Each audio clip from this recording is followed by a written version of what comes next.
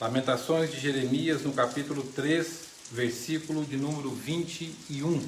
Este é um versículo muito conhecido e também é um versículo muito significativo e oportuno, propício para o momento em que nós estamos vivendo. Lamentações de Jeremias, no capítulo 3, versículo 21, diz assim: quero trazer à memória o que me pode dar esperança. Vou ler mais uma vez. Quero trazer à memória o que me pode dar esperança. Jeremias, o profeta que escreveu este livro chamado Lamentações, este livro tem esse título justamente por ser um livro que fala de lamento.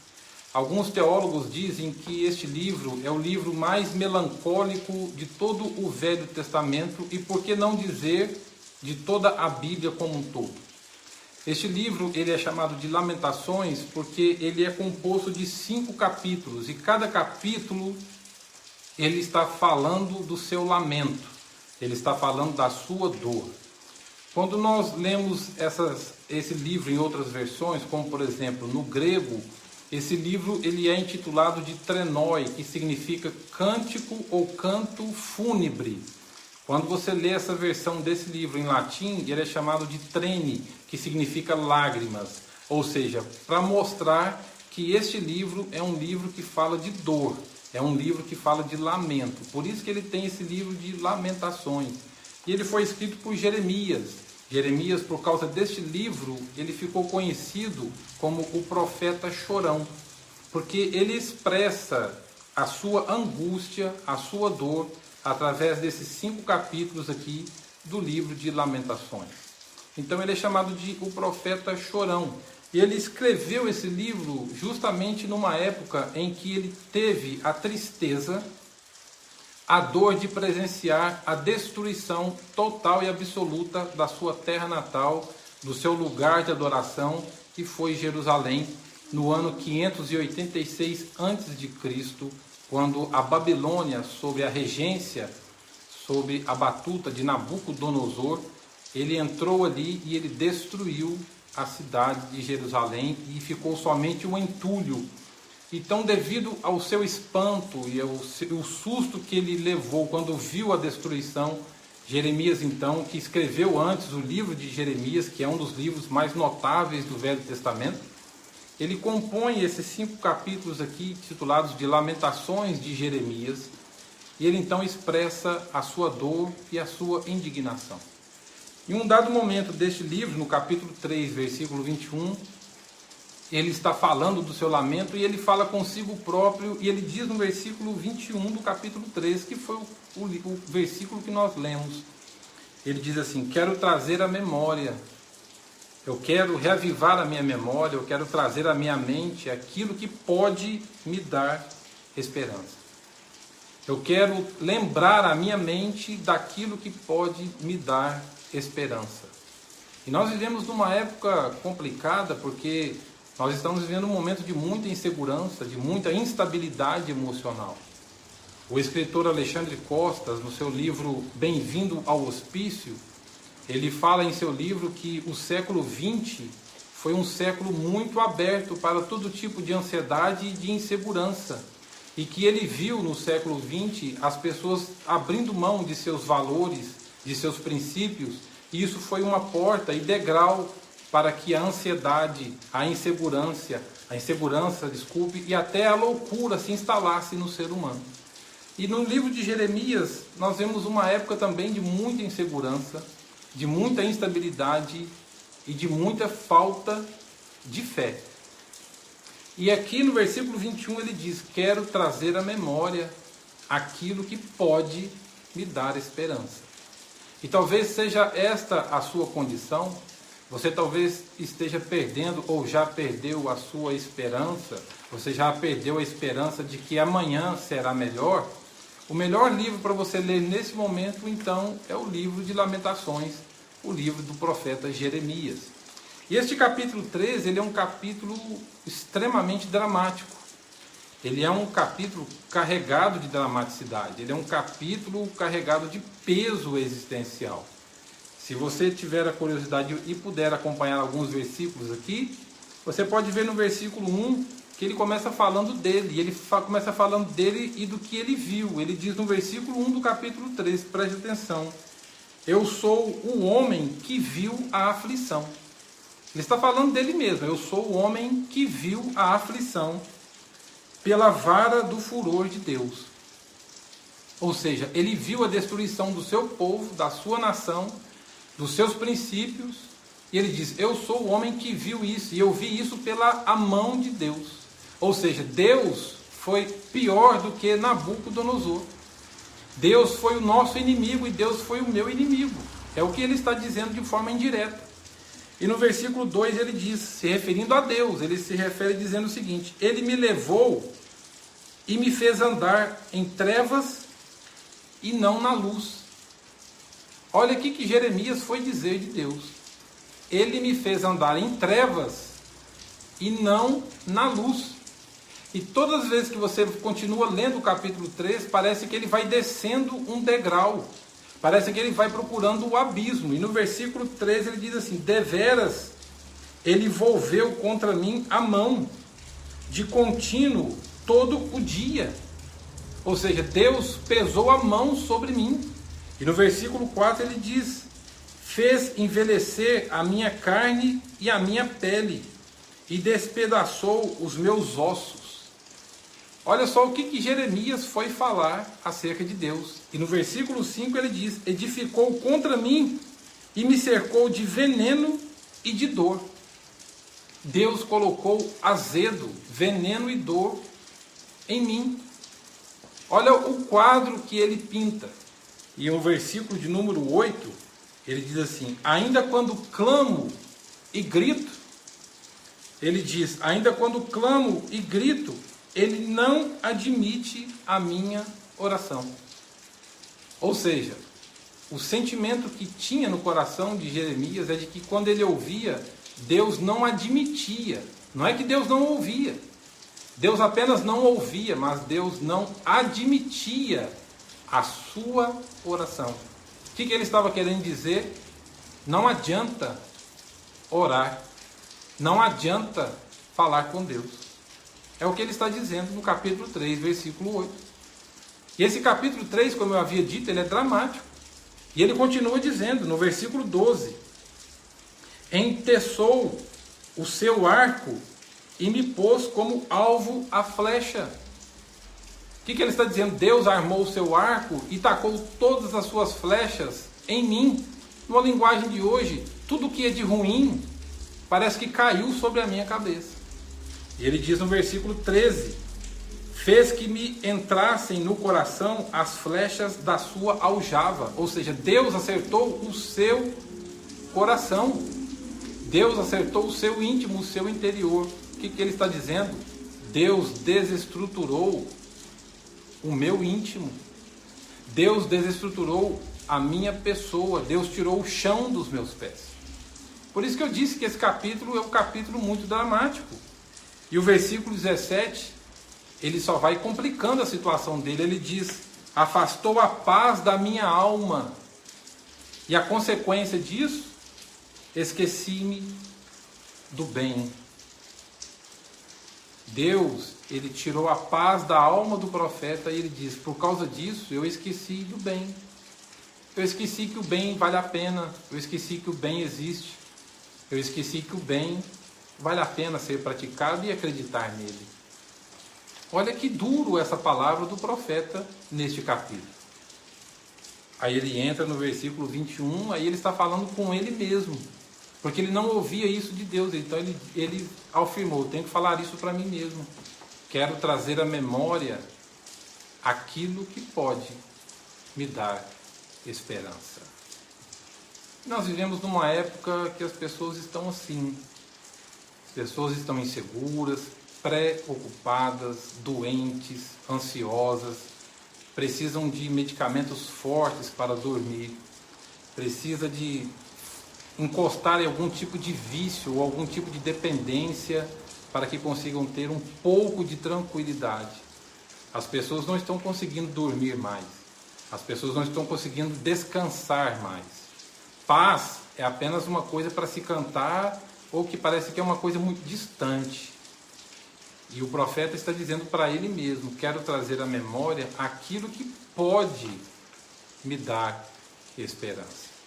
Como eu havia dito, esse livro é um livro de lamento, é um livro fúnebre, de alguém que estava morto em vida, de alguém que estava experimentando a morte ainda em vida. E há pessoas que estão assim, que gostariam de morrer, que gostariam de partir e que perdeu o sabor da existência. A vida não tem mais gosto, a vida não tem mais sabor. E é isso que ele está dizendo ao longo do capítulo 13. Aí ele quebra esse círculo mental, ele quebra essa cultura que estava crescendo dentro dele, ele quebra um hábito que estava tomando conta dele. Ele diz: eu quero trazer à minha memória aquilo que pode me dar esperança. E o que poderia dar esperança a esse profeta diante desse quadro? Ele mesmo responde, porque isso estava na memória dele. Ele diz no versículo de número 23. Veja o que diz o versículo 23, quando ele muda o quadro agora. Renovam-se a cada manhã. O versículo 22 eu vou ler também. As misericórdias do Senhor são a razão, a causa de não sermos consumidos, porque as suas misericórdias não têm fim. Aí ele entra no versículo 23, renovam-se cada manhã. As misericórdias, elas se renovam a cada manhã. Ou seja, amanhã, numa linguagem popular e contemporânea, amanhã é outro dia. Amanhã é outra oportunidade. Amanhã é outra possibilidade. Amanhã é outro momento, outro viver. A Bíblia diz que um choro pode durar uma noite, mas a alegria vem pela manhã. Os salmistas, os profetas do Velho Testamento principalmente, eles acreditavam que quando viam o sol nascer, Deus estava renovando a sua misericórdia. Era uma linguagem da época. E ele diz então que se renovam a cada manhã. E ele diz no versículo 23 ainda: grande é a tua fidelidade. Observe que ele começa o capítulo 3, no versículo 1, dizendo: eu sou o homem que vi a aflição. E vi a aflição por mão de Deus. Não pela mão do homem, mas pela mão de Deus. As pessoas perguntam muito por que isso que está acontecendo em pleno século 21 está acontecendo, que mudou o mundo, desconfigurou o mundo, a existência humana. Nós não podemos esquecer que quando Jeremias escreve esse livro aqui, ele tem como objetivo conscientizar o seu povo, dizendo: olha, tudo isso de ruim que está acontecendo porque nós esquecemos de Deus.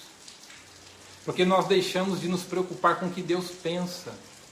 Porque nós deixamos de preocupar com o que Deus acha. O que Deus faria em nosso lugar. Ou o que nós faríamos se Deus estivesse conosco e nós próximos de Deus. Nós perdemos o temor de Deus.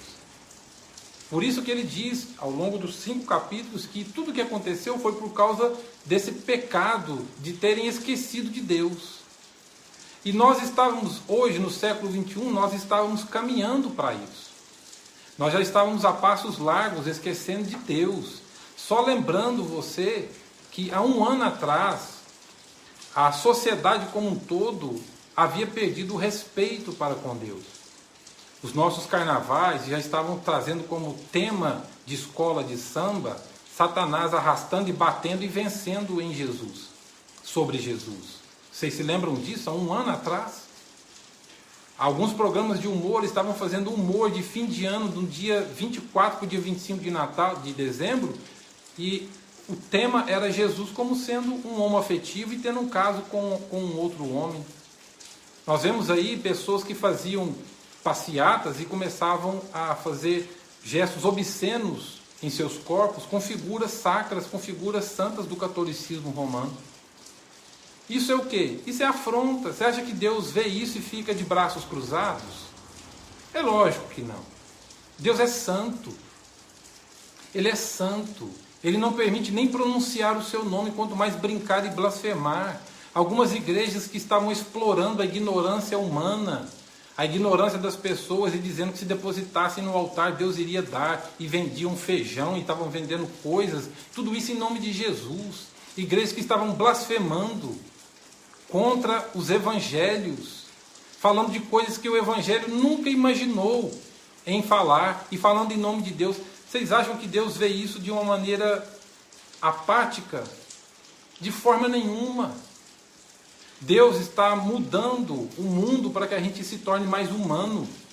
Isso aí que está acontecendo está dentro da vontade, da soberania de Deus. Deus é soberano. Essa é uma doutrina que nós esquecemos. A gente só sabe cantar sobre isso, mas nós não sabemos existir e coexistir com essa verdade de que Deus, Ele é soberano. E Jeremias está trazendo a sua memória, dizendo: Deus, Ele é fiel, e eu quero descansar. Ele diz: grande é a tua fidelidade. Deus, Ele é fiel. Deus não esqueceu de nós. Ele prometeu e Ele é fiel. E Ele então está dizendo para si próprio, quando Ele não tinha aquele sentimento de vontade.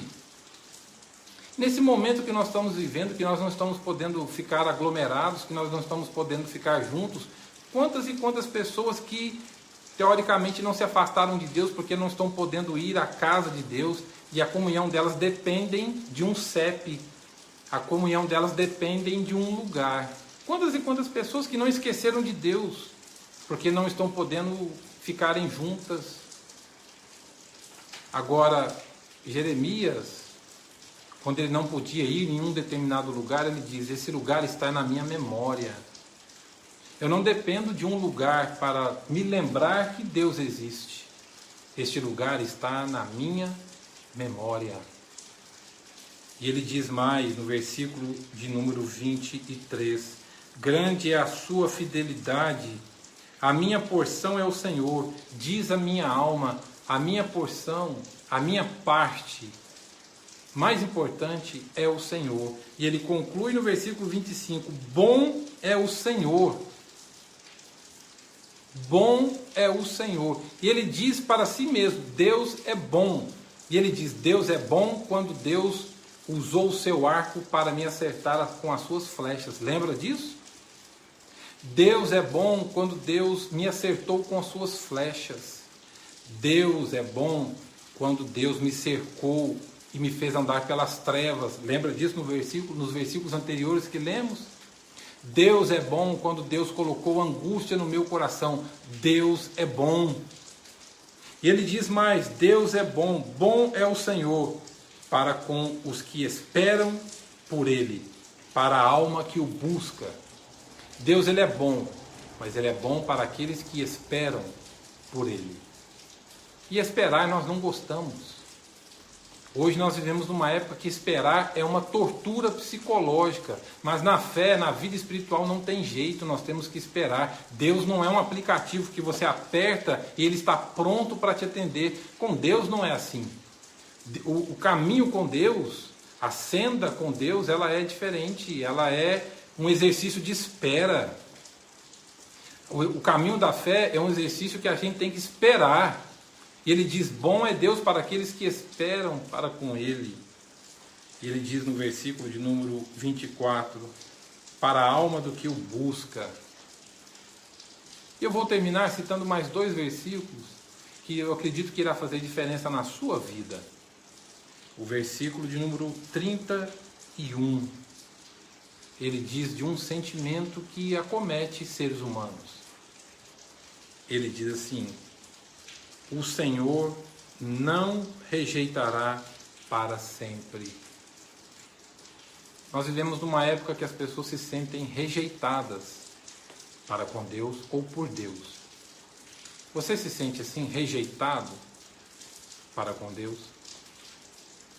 E Jeremias diz, observe que ele está falando para si próprio. Ele diz: eu quero trazer à memória aquilo que pode me dar esperança. E o que pode dar esperança é saber que Deus não rejeitará para sempre. Ou seja, esse sentimento ele tem um começo, ele tem meio e ele tem um fim. Haverá um dia que esse sentimento não será mais prevalente. não será mais dominante, não será polivalente. Haverá um dia que esse sentimento não deixará de falar aos nossos ouvidos. Ele diz: Deus, o Senhor, não rejeitará para sempre. Haverá um dia que nós iremos nos sentir seguros para com Deus. Quero trazer à memória aquilo que pode me dar esperança. Deus não rejeita para sempre. Tem um propósito. Deus, ele é soberano. Ele está no controle de todas as coisas. Até o Covid-19 está no controle de Deus. Vocês acham que Deus pega Covid? Vocês acham que Deus adoece? Deus é soberano. Ele quer nos ensinar, Ele quer ensinar para a humanidade alguma coisa com tudo isso. Cabe a nós. O diferencial vai ser isso. Cabe a nós tomarmos uma decisão de sermos melhores depois disso ou de nos tornarmos piores. São essas circunstâncias da existência que revelam o nosso caráter. E quando ele diz que viu pela mão de Deus a tragédia, quando ele viu que Deus se posicionou contra ele, ele diz: eu vou trazer à minha memória aquelas lembranças boas que eu tenho de Deus, mesmo que Deus se posicione contra mim. Isso é fé. Mesmo que Deus se posicione contra mim, eu vou ver Deus com aquilo que eu tenho na minha memória. E eu concluo dizendo o versículo de número 31, que eu já li, e o versículo 32. Pois ainda que entristeça a alguém, usará de compaixão segundo a grandeza das suas misericórdias. Ainda que entristeça, é uma possibilidade. Deus permite a gente se entristecer. Deus permite a gente chorar. Deus permite a gente ficar olhando para o lado e não vê-lo, olhar para cima e não vê-lo, procurá-lo e não achá-lo. Ele permite.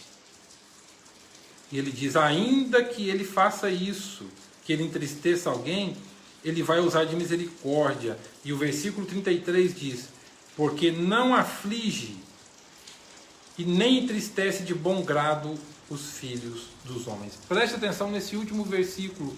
Porque não aflige e nem entristece de bom grado os filhos dos homens. O que ele está dizendo?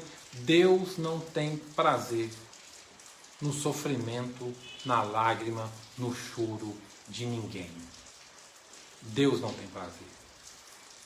Deus, ele não se autoafirma diminuindo ninguém. Deus, ele não se autoafirma punindo ninguém. Ele não faz isso. Ele é Deus. Ele sabe quem que ele é. Ele é. Ele não precisa de elogio, ele não precisa do louvor da igreja para que a igreja o lembre quem ele é. Ele sabe quem que ele é. Ele sabe, foi o que ele disse para Moisés: eu sou o Deus de Israel. Ele tem uma autoconsciência. E Jeremias está dizendo justamente isso. Ele não tem prazer no sofrimento de ninguém. Ele não tem prazer. Isso aqui é uma atitude de fé. Porque vocês se lembram que ele disse: eu oro e ele não admite a minha oração? Eu falo com Deus e Deus, não é que Deus não escuta, ele está dizendo: Deus não admite a minha oração. É inadmissível. E ele diz: Deus não tem... Ele está falando isso para ele mesmo, porque ele mesmo havia declarado inimizade para com Deus. E Deus se deixou ver assim. Deus se permitiu ser visto como seu antagonista, como seu inimigo, como seu algoz. E nós, às vezes, passamos por situações que parece que Deus está nos castigando.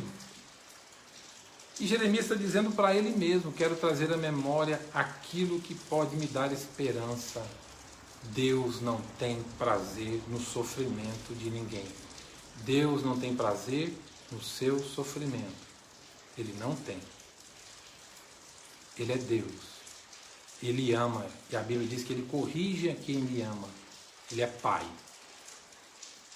E ele diz que as misericórdias do Senhor se renovam a cada manhã. E elas são a causa de nós não sermos consumidos. Consumidos por quê? Consumidos pelo medo, consumidos pela insegurança. adquiridos, né? A expressão correta é consumido, é adquirido. Hoje usa-se essa expressão para nós somos consumidores, não é isso? Nós dependemos de coisas e nós consumimos, nós procuramos e compramos, é a mesma expressão. As misericórdias são a causa de nós não sermos consumidos, de nós não sermos adquiridos, requeridos como objeto de sofrimento e de dor. E a cada manhã, a graça e a misericórdia se renovam. Grande é a tua fidelidade. Este livro aqui, eu termino dizendo que esse livro aqui foi a mola propulsora, ou o pivô, para uma das falas, das muitas falas de Jesus no Novo Testamento. Quando Jesus, em um dado momento, olha para Israel e vê que Israel estava longe do Senhor, tal qual esse povo nos dias de Jeremias, Jesus pega emprestado uma fala desse profeta e Jesus diz assim: Jerusalém, Jerusalém, eu queria te acolher como a galinha acolhe os seus pintinhos, eu queria te proteger, eu queria te colocar debaixo das minhas asas, só que você não percebe isso. Jeremias usa essa expressão em um dado momento aqui. E Jesus e Deus permite com que certas situações nos acometam, bata na porta da nossa casa, justamente para mostrar alguma coisa. Porque a Bíblia diz, lá em Romanos, todas as coisas cooperam para o bem daqueles que amam a Deus. E eu quero trazer a memória. Agora, se a sua memória estiver vazia do Evangelho, aí fica um pouco complicado, porque aquela memória que não tem os valores do reino, aí fica complicado. Me perguntaram certa vez, e eu parafraseei uma frase que eu havia visto na internet e achei interessante. Alguém perguntou, qual é a igreja que eu devo procurar? E eu parafraseei uma expressão que eu vi, dizendo, procure uma igreja mais próxima da sua Bíblia. Procure uma igreja mais próxima da sua Bíblia. É nas Escrituras e é no Evangelho que a gente vai aprender, porque a Bíblia diz que a fé vem pelo ouvir e o ouvir dos Evangelhos, das Escrituras. Jesus fez uma oração muito séria e de modo responsável. Jesus diz, santifica-os na verdade, a tua palavra é a verdade. O último milagre de Jesus está lá no livro de Atos. O último milagre de Jesus, quando Jesus estava para ser assunto aos céus, diz que Jesus estava pregando os evangelhos para aquelas pessoas que estavam com ele. Está lá no livro de Lucas. Que Jesus estava pregando e diz, abriu o entendimento deles. Abriu o entendimento deles para entenderem e aceitarem aquilo que Jesus estava pregando. Agora, se a nossa memória está cheia daquilo que não presta, como é que nós vamos então trazer à memória aquilo que pode dar esperança? Não tem jeito. Se no epicentro da nossa memória, da nossa mente, não estão os valores do reino de Deus, aí fica um pouco complicado. Eu espero que Deus te abençoe, eu espero que Deus te fortaleça, eu espero que você durma com essa verdade latente no seu coração e que você descanse, sabendo que as misericórdias do Senhor se renovam a cada manhã, porque Deus é bom, e é bom para com aqueles que esperam por Ele, e Ele não tem prazer no seu, e no meu, e no nosso sofrimento. Ele não é servido disso, mas isso tem um propósito, que a sua memória seja vencida por essas verdades, as verdades do Evangelho, em Cristo Jesus. Muito obrigado e que Deus te abençoe.